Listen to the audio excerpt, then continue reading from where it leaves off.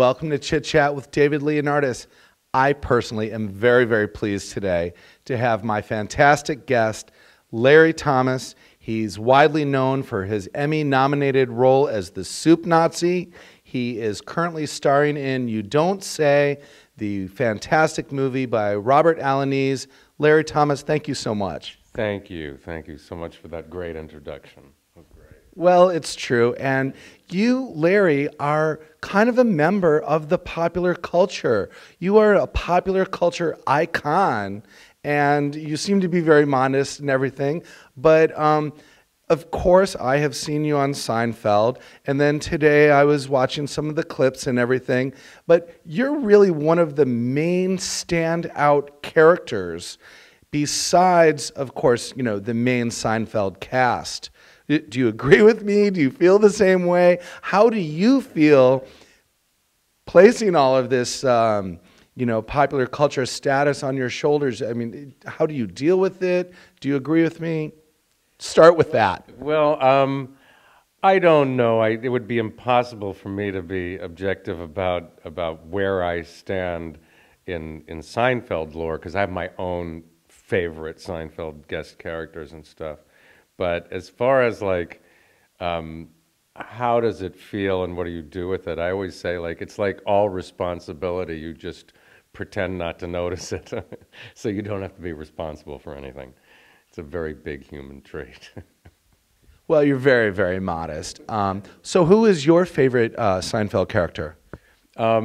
If you've ever seen the episode entitled The Bris, it's an actor whose name is Charles Levin. He played Shaky the Moil, and he was the rabbi that had to do the circumcision, and he launched into this brilliant monologue when Elaine put the wine goblet too close to the edge of the table.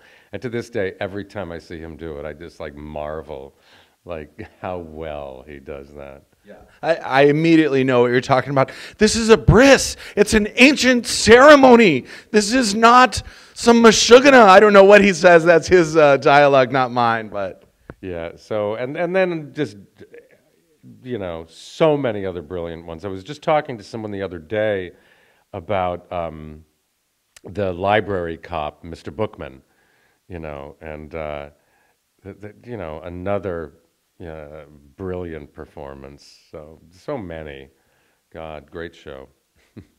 what was it like working with such a talented cast? I mean, everyone has got so much talent, and of course you do too. And so, what was the energy like on the set?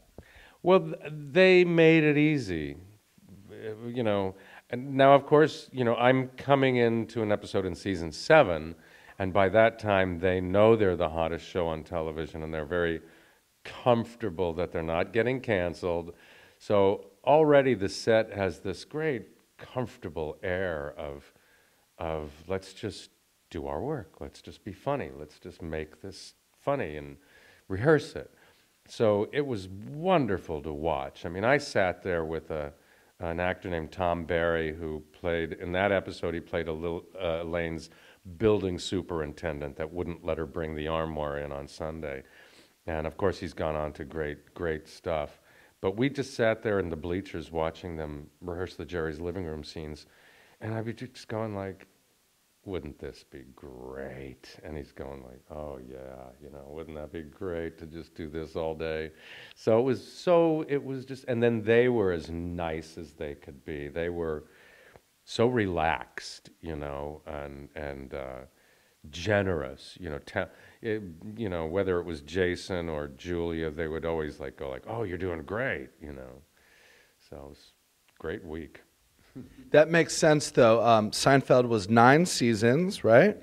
And then, so if there you are entering in season 7, there was all of that build-up. It was the hottest show. So when they debut this new character, the Soup Nazi, you come in like a rock star, and you just rolled it so heavy and hard in this role that you had.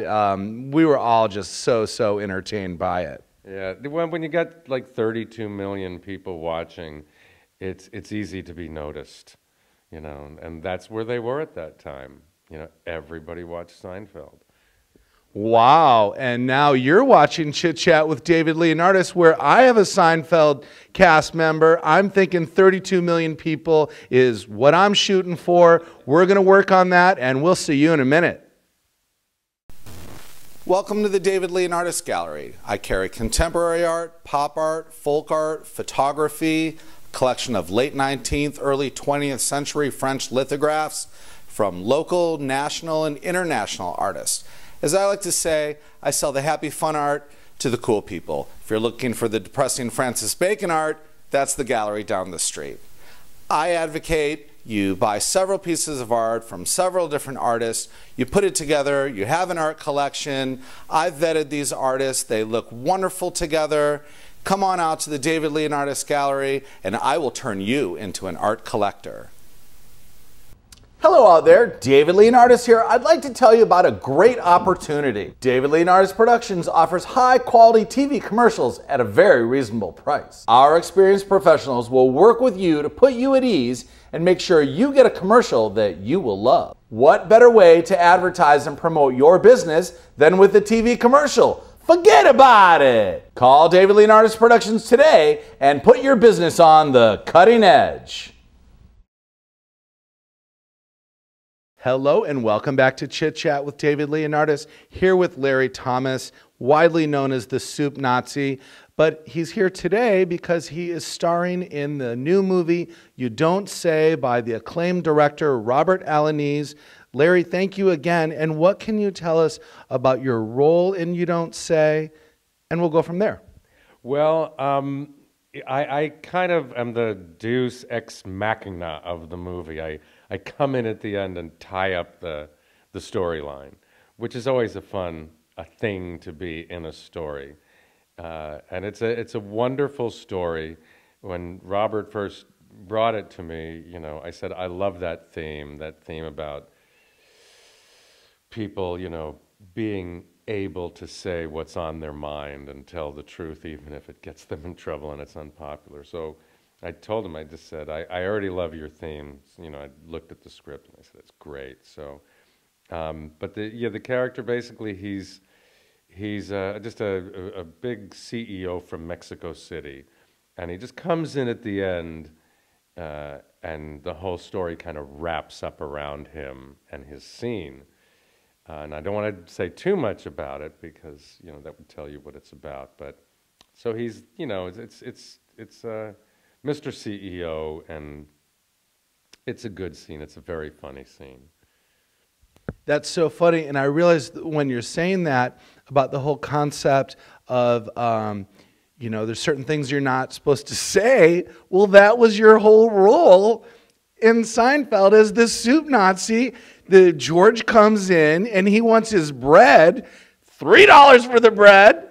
And nobody dares say the wrong thing to you. And then now here you are in a movie where the people, do they say the wrong things to you? Is that giving away too much? Well, no, that's not really the role of my character, but it's the role of the lead character in the movie. Is, you know, she is given the gift of, or maybe it's not a gift, but to just really say what's on her mind, and you have to see where it gets her in trouble and not.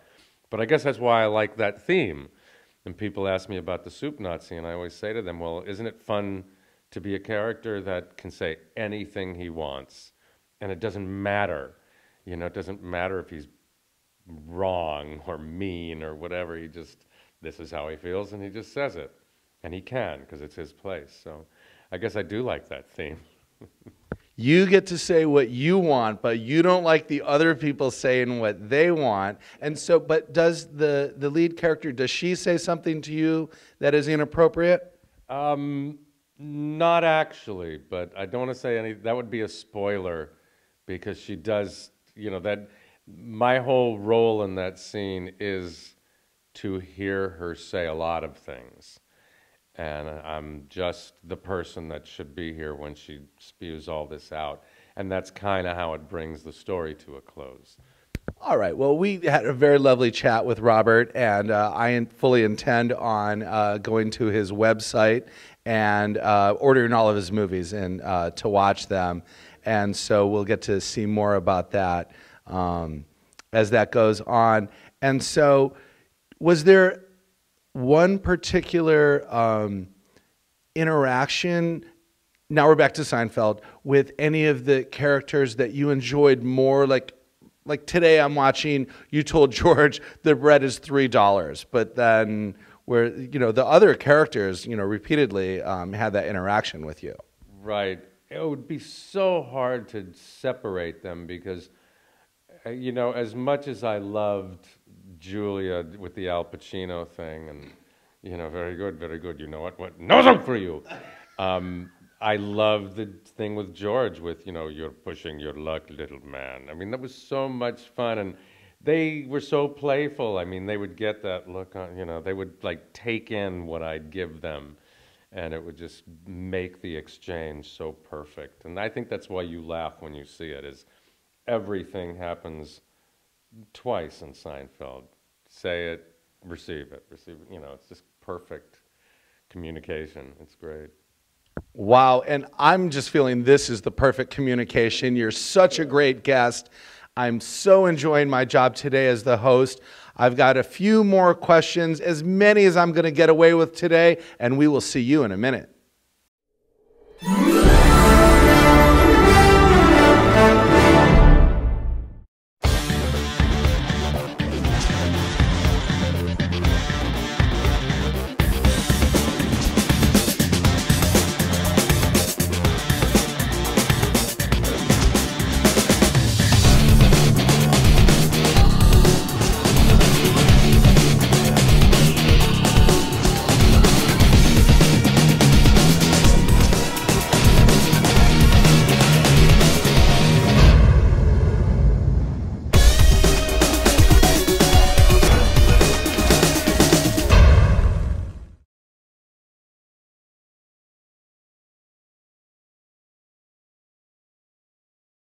Hi, I'm David Leonardis. When I need an attorney, I call Sandy Isaacson, the Bulldog. He gets it done. He's available 24/7, family law, corporate law, divorce, custody, contract negotiation. You need an attorney who gets the job done. My attorney gets it done. He's the Bulldog, Sandy Isaacson. Call him today. Welcome back to Chit Chat with David Leonardis. Certain days on the set here with Chit Chat with David Leonardis are better than others. That's not saying anything bad about the other guests, but I am excited to be here with Larry Thomas. And of course, we get to chat in between the segments. I did a little research, and Larry had a near-death experience. And, well, don't you know, so did I. And I've always been very inspired to make the most that I can out of my life, and I always encourage others to do so. And largely, I think, because when you feel that your life is going to be gone, you certainly want to make the most of it. So, Larry, you had this near-death experience, and now here you are having made the most of your life as potentially as a result. Can you please tell us a little bit about that? Yeah, and I guess it does tie in. It was years ago. I was around 35 years old, and I ended up going into the hospital, and I was internally bleeding. And they couldn't quite figure out why, and it took them a very long time to try to figure out why. But I was bleeding more and more and more, and I had lost so much blood, my body was totally convulsing uncontrollably, and I was freezing, and they couldn't stop the bleeding, and they were putting lots of hydroculated blankets on me. And I heard the doctors, it gives me a lot of faith in doctors, because I heard the doctors, calling for plasma and trying to get somebody to specialist, like a gastroenterologist in. And at one point, a nurse came in with insurance papers, and I heard the doctor goes, "Get out of here with those insurance papers. I'm trying to save someone's life." So it's a good statement about doctors. But I'm trying to think of the pertinent part of the story is that I came very close to dying, and they left me alone at one point. And I remember being fairly convinced I was going to die. I mean, it seemed like that was the only thing that was going to happen, because I was just like convulsing uncontrollably. And, it was just that one moment where, whether you're a religious person or not, you just make your peace. And, you say, well, God, And I remember the two big things that were going on in my life at the time was my wife wanted to have a baby, and I wanted to be a successful actor, which wasn't really happening at the time. And so I just kind of said, like, well, if by some chance I get out of this, I think it's time to have that baby, and I won't quit acting. I promise, I'll just keep going. You know, just kill me if you want me to stop. You know, and I'll take this as a sign.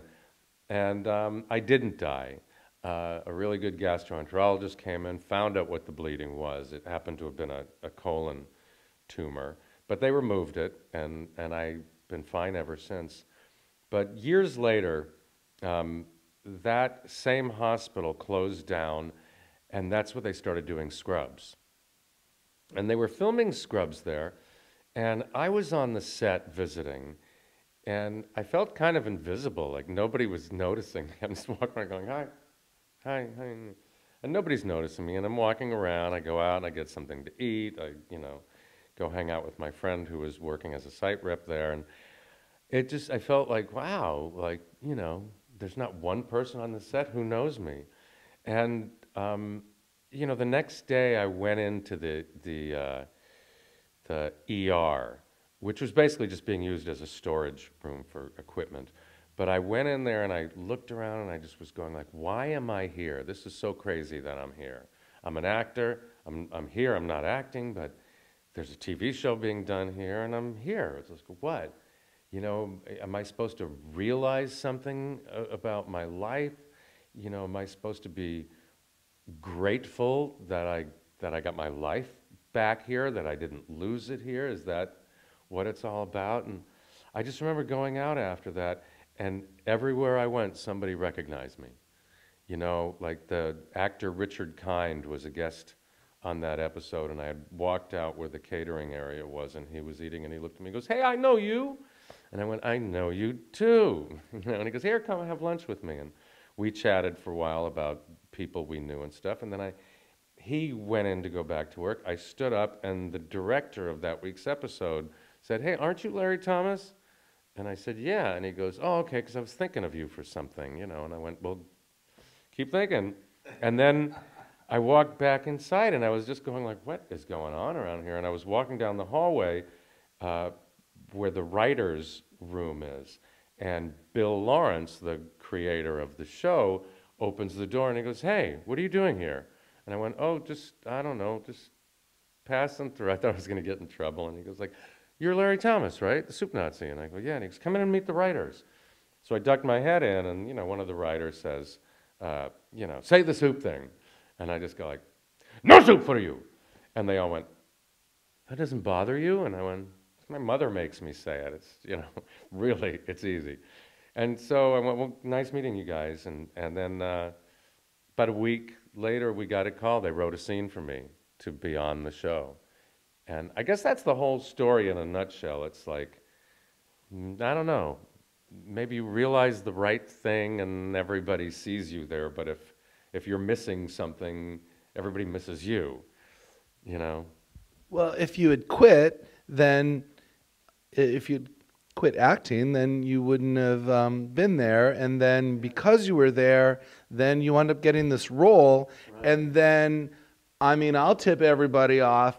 I saw the segment on YouTube, and you're there with Tara Reid.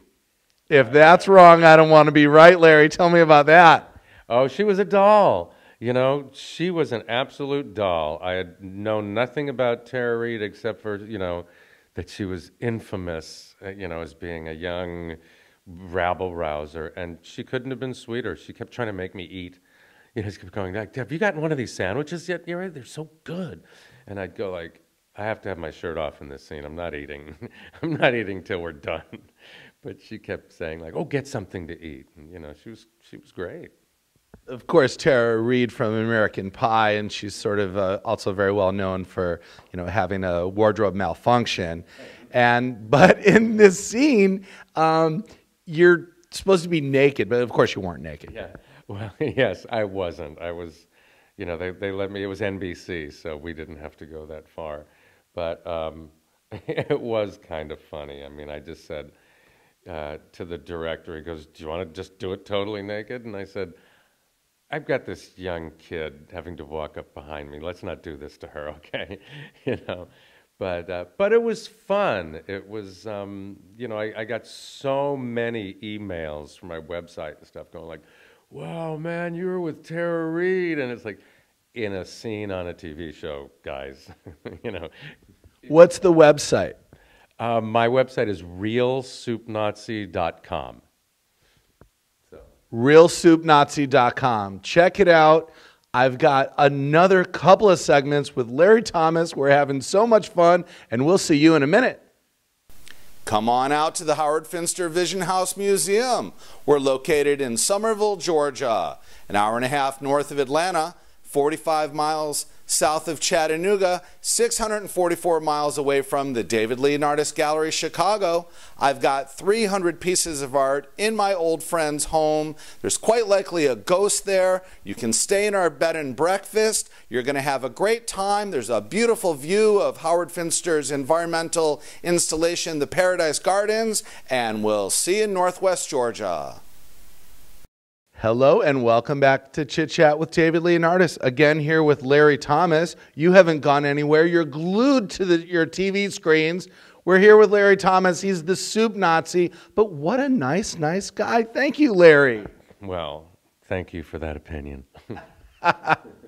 That's my pleasure. You know, I think I said that to Stan Wozniak, who is he's the owner of a bar called The Joint, and he, as Stan said, well, I used to do security logistics for Mr. Sinatra, and I'm like, "Oh, Stan, you're so nice," and he goes, "Yeah, well, you don't really know me that well." It's the same thing, you know. Ask my family how nice I am. You're the Soup Nazi with your family? Is that what's going on? Definitely. How wonderful. All right, well, what else have you been doing with yourself and your fabulous career? Well, other than You Don't Say, which I'm here to see the screening of. I just finished a really cool project. It's a live-action video game called Tex Murphy, and basically what it is it's not CGI. It's live actors, but they'll be not fake, but they'll be changing backgrounds. Like we shot it in front of a green screen, so now they can computerize any kind of, you could be in any room, any kind of setting, and that can change, but the actors are real. And it's an interactive video game, and it should be a lot of fun. And that's called Tex Murphy. I play like this tough police lieutenant in post-apocalyptic San Francisco. So that's a lot of fun. And so that goes like with an Xbox, is that what you're saying, or that type thing? It could be PC, and they'll probably also make it for other game formats. And it should be done maybe in October or something. And there are other versions of it. This is, I think, like the 7th Tex Murphy they've actually done. And then another film that I'm very, very proud of, it's called Redemption for Robbing the Dead. And it's a Western, and it's you can get it on Amazon. You could rent it on Amazon.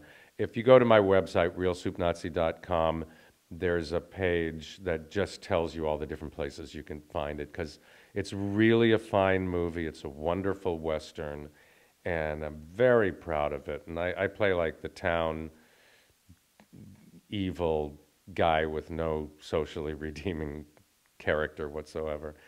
And also, since I'm in Chicago, I have to plug a series of films I've made by John Norton, the wonderful John Norton, Paranormal Calamity, which we talked about, Dr. Spine, Spades, Not Another B Movie, currently filming Executive Ranks. He's very prolific. He's like Robert in a way. They're both local Chicago guys who love to make their own movies, and they have great scripts. They film well. It's a pleasure to work for guys like that. And what else? What's coming up? The Acura commercial with Jay Leno and Jerry Seinfeld. That was a blast. That we did that for last year's Super Bowl, and it was very funny because I hadn't seen Jerry probably in about 14 years or so, long time, and I got onto the set, and the first thing he said to me was, he goes, "Hey man, thanks for coming down and doing this," and I said, "Healthcare and pension point," and he kind of went like, and I went, Healthcare and pension point from the Screen Actors Guild, and he's going, but it's like not his world. But it was like, I'm just going, thank you, Jer, because you just kind of set me up, set my pension up for this year. So, but it was a ball. It was a load of fun. He, as usual, when we did this, just as when we did the episode, he had an idea. I mentioned my way, and he let me do it my way, which is very much like what he did on the original episode. He had some different ideas about the way the character should be, but the way you see it on TV is kind of the way I brought it in. And he said, do it the way you brought it in. Forget about my direction. And on the actor spot, it was he had this one idea, and I said, well, shouldn't we keep the character this way? And he goes, yeah, you're right. So, there's Jerry for you, That's so amazing. And when you were saying that, Jerry Seinfeld is probably one of the richest actors around. And of course, he started with comedy, but he was able to roll it. And then he gave you some actor license, as it were. Yeah, he does. And I think the most fun part of the day was near the end of the second day. He asked me a very interesting question about my episode. Like, I know more about it than he did. And he goes, who was the girl that ripped the bag out of George's hands? She was great, and I don't remember her. And I said, because she was an extra, and you didn't cast her. She came out of the extra pool. They didn't have anyone to work the register at the last minute, and she was genius. Her timing was like Danny Kaye timing. And he goes, who was she? And I said, her name was Marcia, and she was from Brazil, and that's all I know. And he just went, wow, it's so wonderful to find that out after all these years. So I actually got to tell him something about his show he didn't know. How cool is that? Learning as you go along. And that's what we've been doing for years, and that's what we're doing in this segment. And we'll see you in a minute.